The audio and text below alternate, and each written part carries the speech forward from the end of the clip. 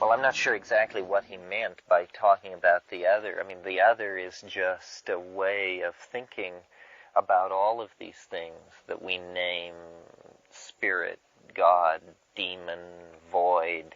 It's that there just necessarily is a place off our map.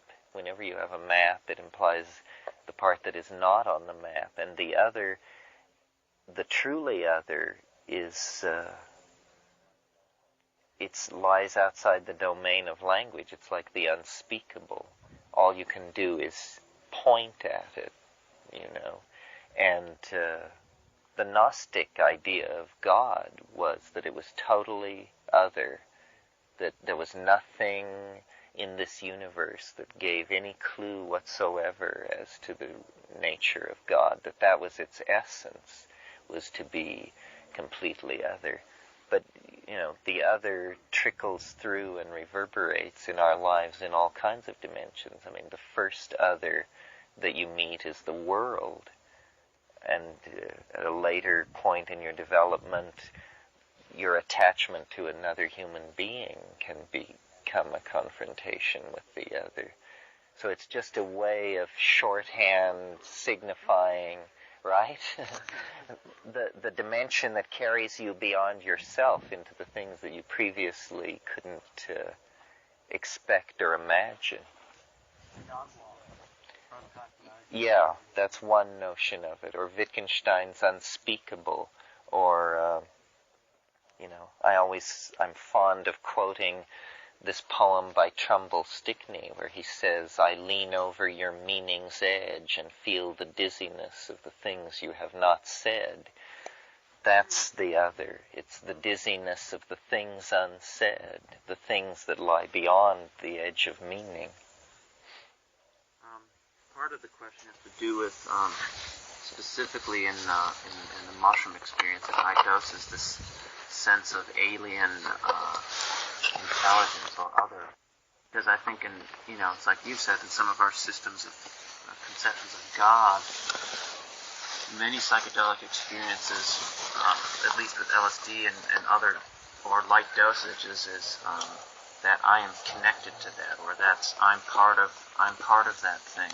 And, but somehow on the tryptamines that it's this alien intelligence. I mean, what do you make of that? Do you feel that? Well, I don't know quite what to make of that. LSD is self-reflective and integrative, I think. These tryptamines seem to be informational and largely unconcerned with the impact that the information they carry has on the perceiver. I don't know. I think it just must have to do with the fact that the universe is not all smoothed out and filled in, and that this is really an area of personal exploration where you can penetrate into an area, a terra incognito, a place where nobody knows exactly what is going on. We're not used to that experience. We expect to have maps of everything we look at and everywhere we go. But in this, and it is strange that in this one area we don't, that apparently our taboo against looking at the unconscious or delving into the mind has made us content to just fence off this area. Well, then if you climb over the fence and start wandering around out there, you don't know what you're going to find, because the culture has carefully engineered itself to go around all of this stuff. Even I think shamanism is largely concerned with gaining power to protect yourself from the onslaught of the other. They're very concerned to hold stuff back. They don't really have this let's hurl ourselves into it attitude that we have. We found in the Amazon, we were looking for this one plant which had DMT in it, and the ayahuasquero that we were working with, I kept leading the questioning back to the matter of this one plant. And finally he said that it was comida del perro, food for dogs, and which seemed like maybe a put down of some sort. And so then he went back over it again, and he said, well, it's mal and bizarro. It's too strange. So this was a man whose whole life was about taking ayahuasca and triggering hallucination, but he felt, that to go into that plant, it was too weird. And you often have the feeling with those people that they involve themselves in the psychedelic effect like a dancer, almost as little as possible to get the job done. They don't. I don't think that of Don Fidel. I think that. Well, in that one case, he certainly was. He took the line out. He did also seem to hold the mushroom in the sort of middle category, but he would use it on his own. He would only administer to others ayahuasca or certain things that he felt very familiar with. But then that was Saturday nights. Wednesday nights he would do things on his own, his work. Right. And he would try out some of these other plants or combinations. But I think he was pretty intrepid, actually. He did have boundaries. In 83, or whenever it was that I was down there last, we were dealing with a different group of shamans on the upper Ampiaku, and it was to get this orally active DMT thing that was made from tree resin. And we had pure chemical DMT as a trade item, or we weren't sure why, but just in case we needed it. You never go anywhere without? Exactly. And so talking to the shaman who could make the Varrola paste stuff, we said this, and he said, oh, you have the essentia, you have the essence. He said, yes. And he said, so what is that like? He said, well, you don't take it orally, you don't take it by mouth, you smoke it. He said, oh, and what happens? And so he described a typical DMT trip to him, and then said, would you like to try it? He said, no, thank you. So, they're not thrill crazy by any means. Well, I'm reminded of in the latest Castaneda books, he goes into what he calls the old seers and the new seers. And the old seers were, maybe you're more aligned with them, I don't know, but they would be willing to explore any territory. And they made a division between the known and the unknown. No, it was the new seers who came up with the third category of the unknowable. In other words, there's this reality, which is the known, and then there's the other realities you go to, which are the unknown. It's like they're not necessary. It's like maybe the ayahuasquero takes you to the unknown. But this other realm where they don't go, they would probably call the unknowable, because the impact that it has on you to go in there could be dangerous. Or from the place of the unknown, they could glimpse very briefly the unknowable, and it was usually a pretty shattering experience. So, great emphasis on being able to distinguish the difference between the unknown and the unknowable. Yeah. He said that whenever one made an error in judgment, it wasn't that dangerous to be up against the unknowable, but you had to recognize it as unknowable, because whenever one didn't, it invariably led to disaster. Of course, that's Castaneda's way. That's his text. Well, that's interesting. I mean, it makes me think of, I mentioned Wittgenstein's unspeakable. There is, I think, the unspeakable and the unspoken. And all these esoteric and initiatory religious numbers are trading in the unspoken.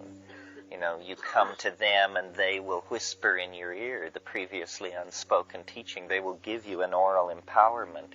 But beyond that lies the unspeakable, which no teacher can orally impart or impart any other way, because it lies outside the bounds of transmissibility by its nature. And to some degree, I would think so. And that's the thing which then you validate. You can only validate it for itself, in itself, for itself. It is the private object of being. It is not something which I can tell you about or you can tell me about. It's the private mystery that is ontologically private because it's unspeakable. But I don't think that what is the unspeakable is the same as the unknowable. I think that all of us who have pursued these dimensions have many experiences that it's very hard to talk about, or when you talk about them, you know, it sounds so silly compared to what you experienced, right?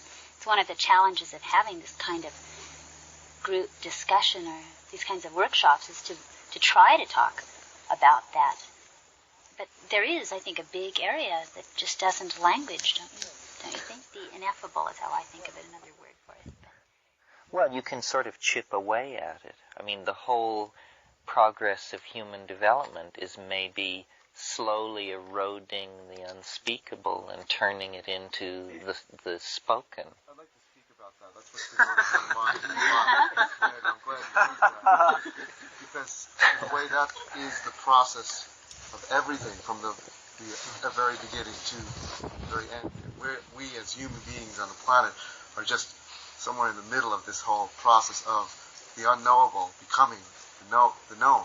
Mm-hmm. And it ties back a little bit to your whole thing of time yesterday, where you said like the physicists are interested in the first, second, or parts thereof, and whereas you're interested in this final or coming up moments or years as things speed up. But what we're looking at is the physicists are looking at basically the physics of it, the form, whatever, the matter, the physics. And what you're looking at are the ideas which are coming into being more and more. This end of time is more and more recognition. So it's really like spirit or mind or knowing, which is accelerating. So it's like the opposite ends. One is the matter coming into form at the beginning, and then at the end is the knowing of all of this, just coming to a point. And like an ant or whatever lower level of consciousness is, on different levels, or I'll say a cell, an amoeba, they have their thing, and then there's the unknowable, which is what we are acting in. How can, even inside of our body, the blood cells, can they know of our world of communications and symbols and knowledge? Such as we are on this unknowable is really just a greater universe, a higher level, which is known by a higher way of being. And it's like from each end, whatever, the matter here and then the mind coming into it. And like this point coming up shortly, this 2012, is significant in that it's possibly some sort of, like I say, this opposite end of knowing becoming complete, like life becoming completely aware of all life in of itself. But that's like, is at the end of everything. It seems like that's just a point, like a mid-swing of a pendulum. Yes, well then some other process having to do with the career of spirit instead of matter is initiated, you know. And whether it's the end of everything is rather a human way of approaching it. I mean, it's a complete end of one way of being. Of us as a species, as a life. Well, it's not just humans. It's all life of the Earth life entity then. Right. But if that life entity goes through a great metamorphosis, it's rather meaningless to say what happens to the rest of the universe, since the rest of the universe right now is a concept in our mind. Right. Well, that's the metaphysicality of it. To say what's never been said, to do what's never been done, to paint what's never been painted, to dance what's never been danced. This is, somehow you're acting for everybody when you do that. It's an amazing thing to do something that's never been done. It means once you've done it, it's been done. Pushing the limits out. That's right. Putting the fence, it's like a fence going out bigger and bigger, and like all these great minds that go out there and fence off a big area for all of humanity to run around in this area of being and knowing, and it's this whole process of... It's what aeronautical engineers call stretching the envelope. When you fly a fighter plane, you have the predicted engineering performance characteristics, but once you validate that it can do that, then it's up to the pilot to find out, to stretch the envelope, to find out what it can really do, how fast it can turn, how fast it can climb. And that's what we as creative artists do for the human enterprise. And the lacking ingredient is courage, I think. I mean, often I have the feeling that it's no longer, at least in my own life, about seeking the answer. It's about facing it. It isn't about, is it yoga, is it Taoism, is it this, is it that?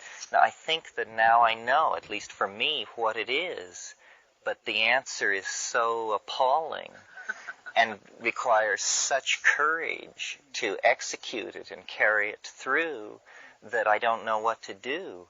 I have no doubt that we could all become the Taoist hermit on Cold Mountain, and be that person of whom people in the valley say, "Oh, him, we see him sometimes when it snows very deeply because he comes further down for wood.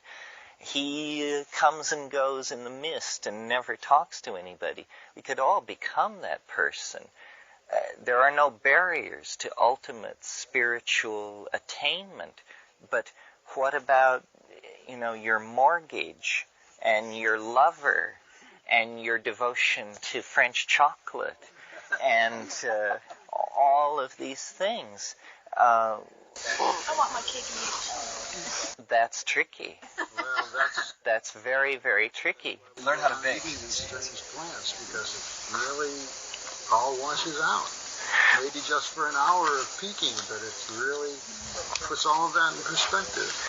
But for instance, like the matter of the flying saucer, I have no doubt that if you took 10 people selected from this group and trekked days east of Death Valley and, stayed up all night, and then everybody took 8 dried grams of mushrooms and hooped and hollered and waited, that something would happen that would be so appalling and so destructive to our preconceptions of what's possible in this universe that you just come out of it, pointing into the desert and saying,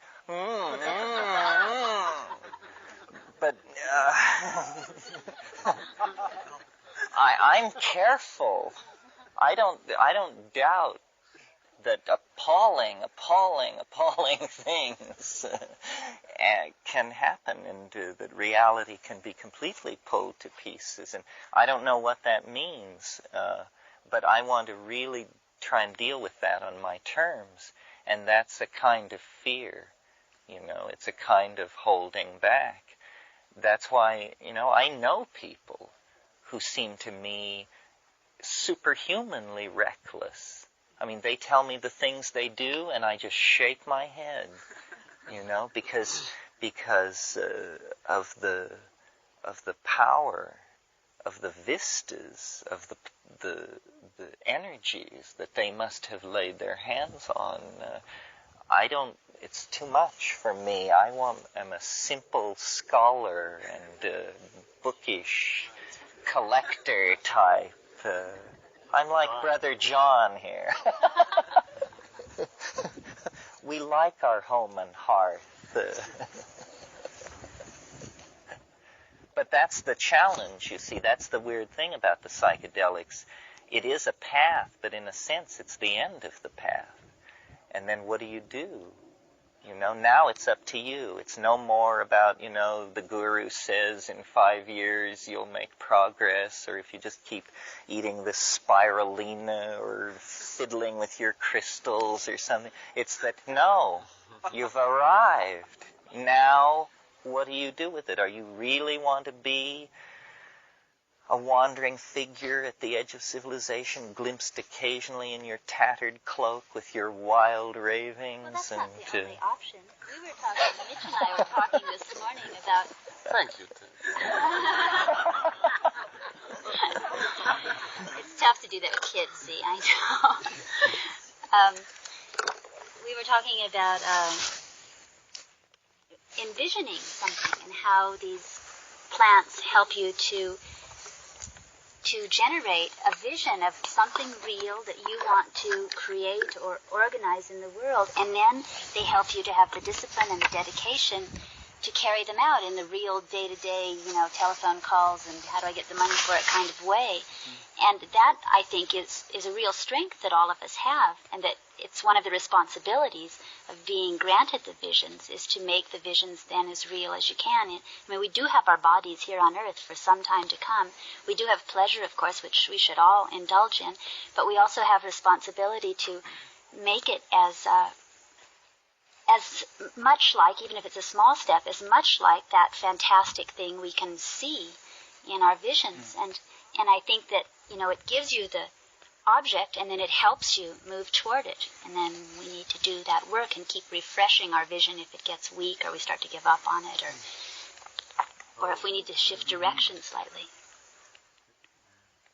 I go back to astrology and Saturn drawing a ring around the vision, and then Saturn's stairway, envisioning the steps that it takes to get there, and that you can't jump 40 steps up without losing part of the foundation.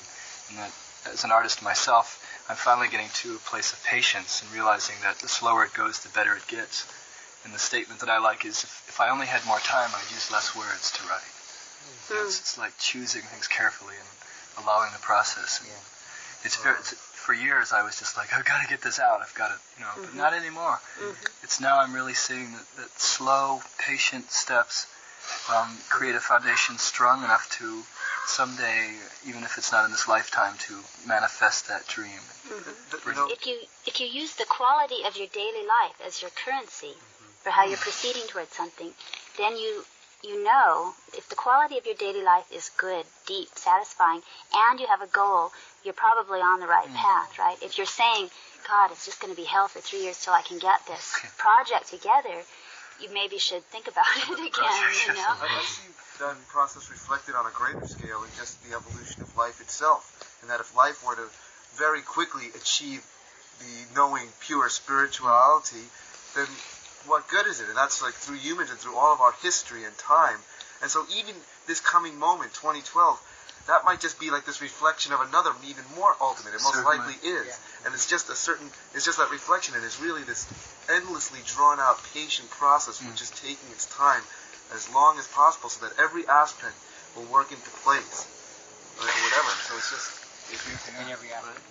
Well, this quality of daily life thing is an interesting point, because I think it was yesterday or 2 days ago we meditated or thought about what would you do if you could do anything, and how... Go for it. Oh, there it is.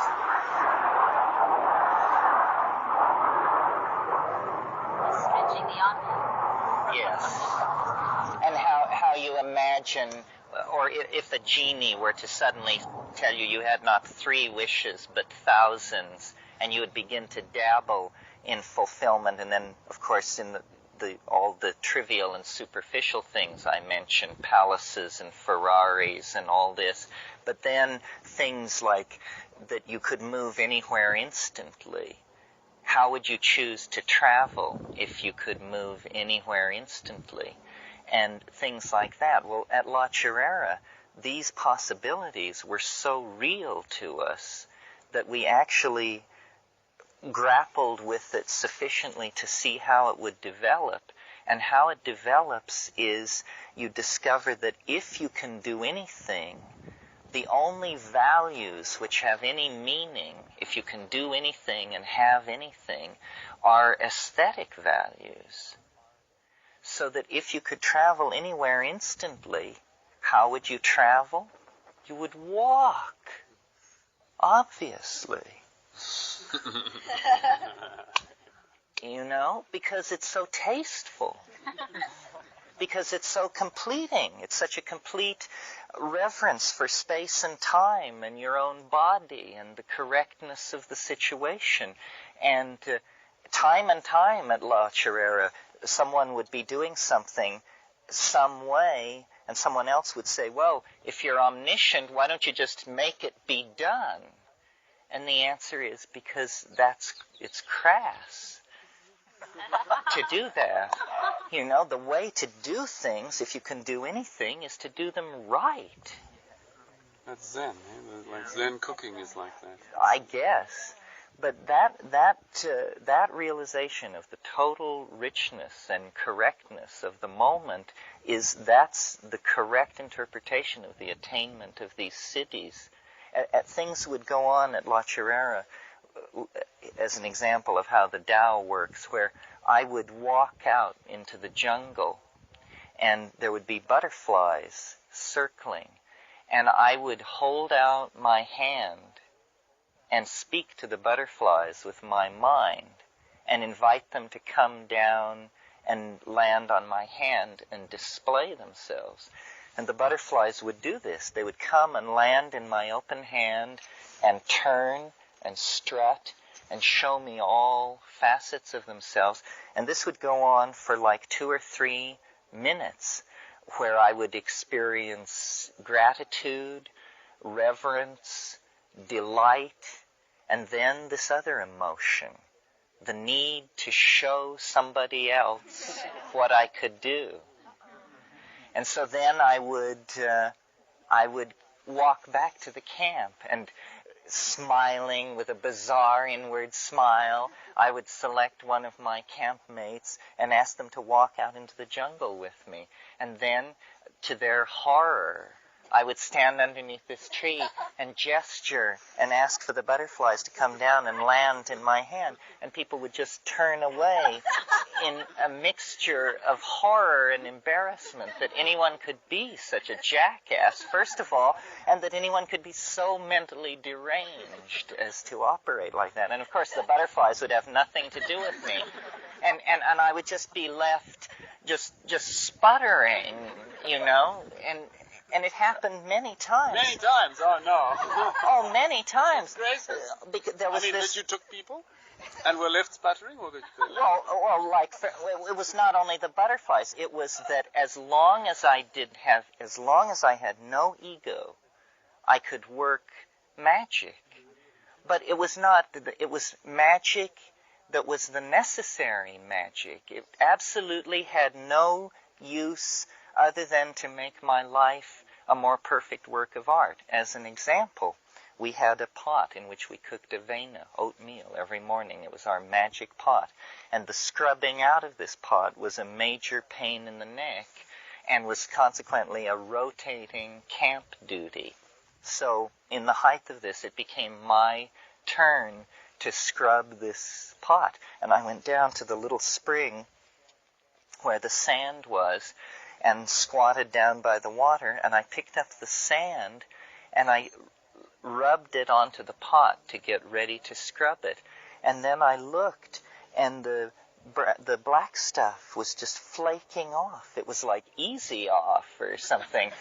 And it was just, and I just took the pot, holding it by its 2 little protrusions, and immersed it in the spring like this, and looked, and all the black stuff was just flaking off and crudding off and going, and I was just amazed, you know, the magical scouring agent.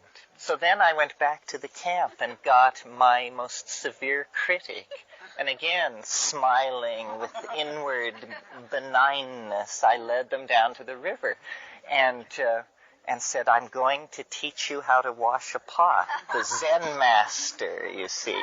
So we squat across from each other by the spring, and I pick up the sand and I put it on, and she says, so I'm supposed to know that sand can wash a pot? I say, no, look. And again it failed me, you know. And I just was... by then I was getting the message, and I stopped. And there was one other instance which was very puzzling, because I actually saw another person go into it too. And it had to do with this prophecy which my brother had made. One of the motifs which circled in his mind space during this period was what he called the good shit. And this was, he imagined that at some time in the past he had gotten a sample of Afghani hash that had had cow manure very, very carefully worked into it, and then the hash had been infected with psilocybin mycelium, and all of the cow manure had been converted into psilocybin, so that he had the psilocybinated hash. And he had this notion that he would invent a musical instrument, like an electric guitar, which when you played it, it would cause this stuff to condense out of the air and rain down on great crowds of people. So anyway, there was this thing about the good shit. And one night he announced that the good shit would appear at a certain time. And so then I went back to my hammock in this hut in the jungle, and the woman who was with me came as well. And we had no watches, but he had said that at 11 p.m. the good shit would appear. So I was settling down to roll my evening joint, and it was this Colombian weed that we had brought in with us. And as I lit the joint, this little thing fell out of the end of it on the floor, burning. And I picked it up, and I smelled it, and it was unbelievable hashish. I mean, hashish to die for. And I was just, and I put it in the pipe, and I smoked it. And I said to this woman, I said, smoke this. And she agreed that it was astonishing. Your major critic.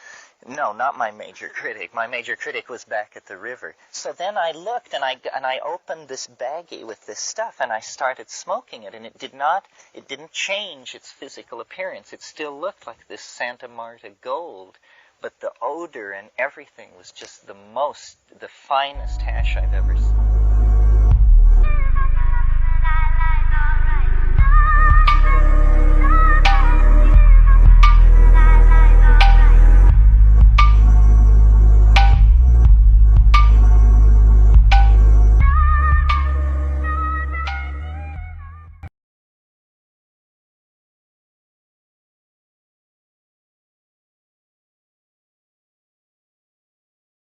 She wants my job, she wants my girl.